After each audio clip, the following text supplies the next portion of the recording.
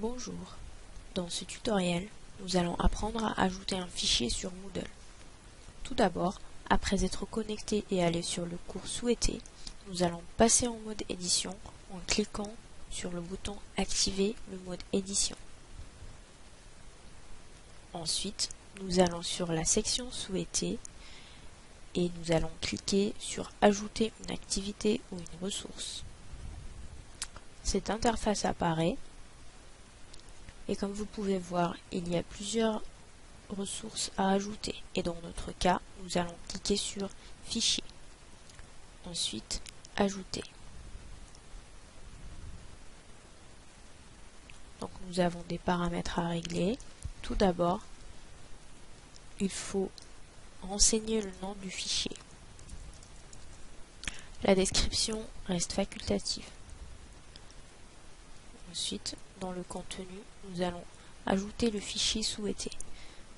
Il y a deux manières de le faire. La première, c'est de cliquer sur le bouton Ajouter et d'aller choisir le fichier souhaité dans notre répertoire.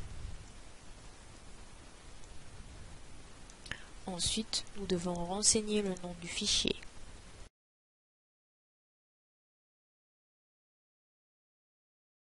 Et ce nom-là est différent par rapport au premier nom qu'on a donné dans la barre du nom. Et c'est juste pour enregistrer sur Moodle. Ensuite, on clique sur Déposer ce fichier. Et donc voilà ce que ça donne. Sinon, pour la deuxième manière, il suffit tout simplement de glisser, déposer le fichier. Comme ceci.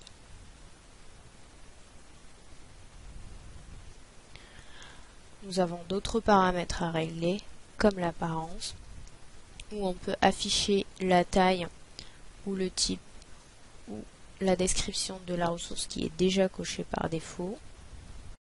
Nous pouvons aussi visualiser la largeur et la hauteur de la fenêtre en pixels qui est bloquée pour nous, ainsi que les types de fichiers à filtrer. Dans notre cas, aucun. Il y a aussi d'autres réglages courants, comme la visibilité du fichier. Ensuite, il y a la restriction. Et donc, on peut ajouter une restriction par date, par note, par profil d'utilisateur ou d'autres types de restrictions un peu plus compliquées. Ensuite, on clique sur Enregistrer et Afficher. Ça nous donne le lien de notre fichier où on peut le revisualiser.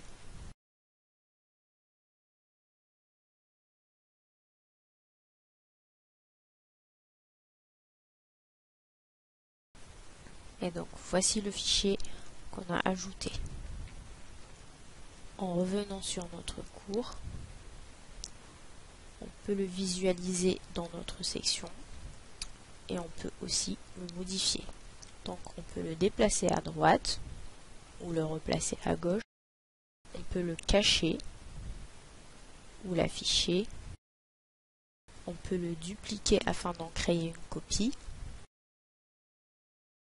Et on peut également supprimer. On peut aussi revenir sur les paramètres précédents.